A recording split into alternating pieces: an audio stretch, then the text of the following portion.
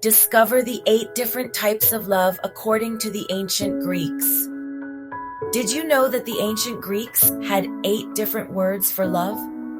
Each one captures a unique emotion that you experience in your relationships, from family to friendship, to that special romantic spark. If you've ever wondered what love really means, stick around to explore how the Greeks defined it. Today, we'll be diving into these fascinating types of love that go beyond what we usually think of as love. Let's break them down so you can understand love in a whole new way. The 8 types of love. Let's start with Eros, the most well-known type of love, representing passionate attraction and romantic desire. In ancient Greece, Eros wasn't just about romantic relationships, but also a divine force, sometimes playful, sometimes dangerous. It's about the intensity that pulls us toward another person, physically and emotionally. It's the intense attraction you feel when you meet someone who takes your breath away. But it's also a love that can burn brightly and quickly, fading just as fast. When we think of Eros today, we often think of the fiery spark that ignites a romantic relationship.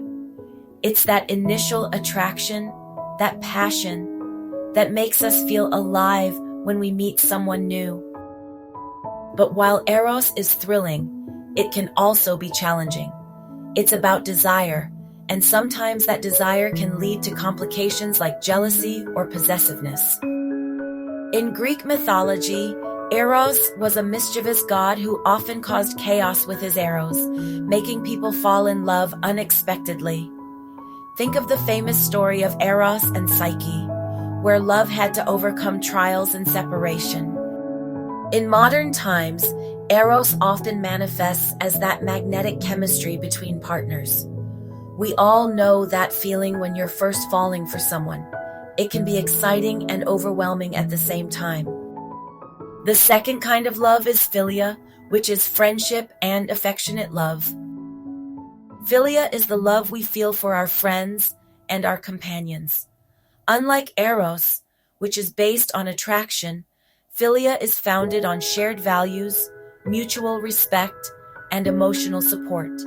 It's about the deep connection we form with others in a platonic way, grounded in trust. In Greek mythology, Philia often showed itself through the loyalty of warriors or comrades. The friendship between Achilles and Patroclus in Homer's Iliad is a perfect example of Philia, where their bond was forged not only in battle, but through mutual respect and affection. It was the love that built alliances, secured friendships, and enabled cooperation among gods, heroes, and mortals. Today, Philia refers to the deep affection and bond shared between friends. It's the love that exists in strong, platonic relationships built on trust, shared interests, mutual respect, and support. Unlike romantic love, Philia is about companionship and emotional connection without sexual attraction. It's the love that motivates people to stick together through thick and thin, whether it's friends who have known each other for years, colleagues who support one another, or partners in a cause. In modern society, Philia is seen as essential for mental well-being, offering a source of comfort, laughter, and support. The third type of love is Storge, which is family love. Storge refers to familial love, the natural affection between family members, especially the love between parents and children. In Greek mythology, Storge is often considered a deeply rooted, unconditional love that is present within families. It's the kind of love that forms the foundation for a family unit, one that is based on bonding, security, and care. The mythological examples of Storge can be seen in stories where the bonds of family are strong and unconditional, such as the love between Rhea and her children, like Zeus, Poseidon, and Hades. or the affection that often exists between gods and their mortal offspring. Today, Storge is still understood as familial love, particularly the love between parents and children, siblings, and other close family members. It represents the comfort and care that come from growing up in a nurturing environment. This kind of love is often unconditional, selfless, and enduring, acting as a stabilizing force in our lives. The fourth type of love is agape, which is selfless, universal love. Agape is the love we feel for others without expecting anything in return. It's selfless and unconditional, or the care we show for humanity in general. Agape is expressed in acts of kindness, forgiveness, and acceptance. It's the love that parents feel for their children, the love we extend to our communities, and even the love we show in romantic relationships when we put the other person's needs above our own.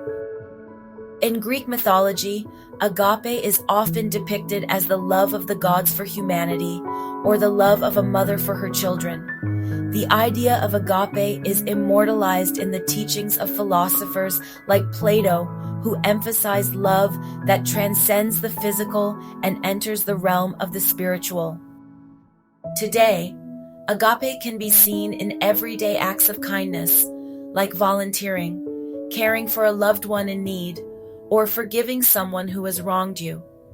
It's the love that builds communities and strengthens relationships. The fifth kind of love is Ludus, which is a playful love. Ludus, known to the ancient Greeks as playful affection and flirtation, often seen between young lovers and gods indulging in lighthearted romance. Today, Ludus represents the playful love, the carefree, fun, and flirtatious affection we experience in relationships. It's the early stages of attraction where you're having fun and enjoying the excitement of new romance. It's all about games, teasing, and lighthearted connection. The sixth kind of love is Pragma, which is long-lasting love. Pragma, a deep, enduring love seen in long-term marriages or partnerships, often represented by the stability between deities or mortals who work together through time. In mythology, it wasn't about passionate or romantic affection, but about mutual respect, duty, and shared values, much like the union of Hera and Zeus, which, despite its complexities, symbolized endurance and commitment. Today, Pragma is the kind of love that grows over time in long-term relationships. It's a love based on deep understanding, commitment, respect, and compromise. Often seen in successful marriages or enduring partnerships, it's less about intense passion and more about practical support, shared goals, and the quiet, steadfast affection that builds as time passes. The seventh kind of love is Mania, which is obsessive love.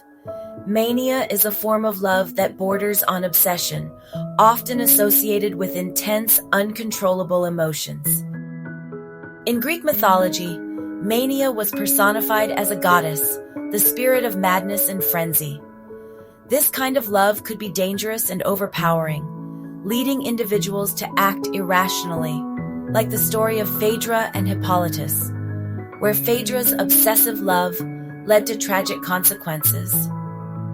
Mania often represents an imbalance where love turns into a destructive obsession, eclipsing reason and well-being. Today, mania still refers to a type of obsessive love, often linked to an unhealthy, all-consuming passion. It can manifest as possessiveness, jealousy, and an inability to function without the object of affection. While intense emotions can sometimes be a part of passionate love, mania reflects a relationship where boundaries are crossed and the emotional attachment becomes overwhelming and toxic. Modern psychology might even relate it to conditions like obsessive love disorder. The eighth kind of love is Philautia, which is self-love. Philautia refers to self-love in Greek mythology, but it is more nuanced than just narcissism. It was considered a necessary form of love for one's well-being and personal growth.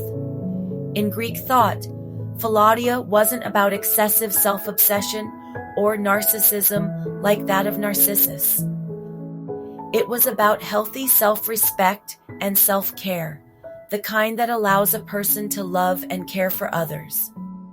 It was often seen as foundational for having the emotional strength to build healthy relationships with others. The Greeks saw it as part of the natural balance between loving oneself and loving others. Philautia is the love we have for ourselves. It's important for maintaining our self-worth and emotional well-being. Self-love isn't selfish. It's essential for personal growth and happiness. So there you have it.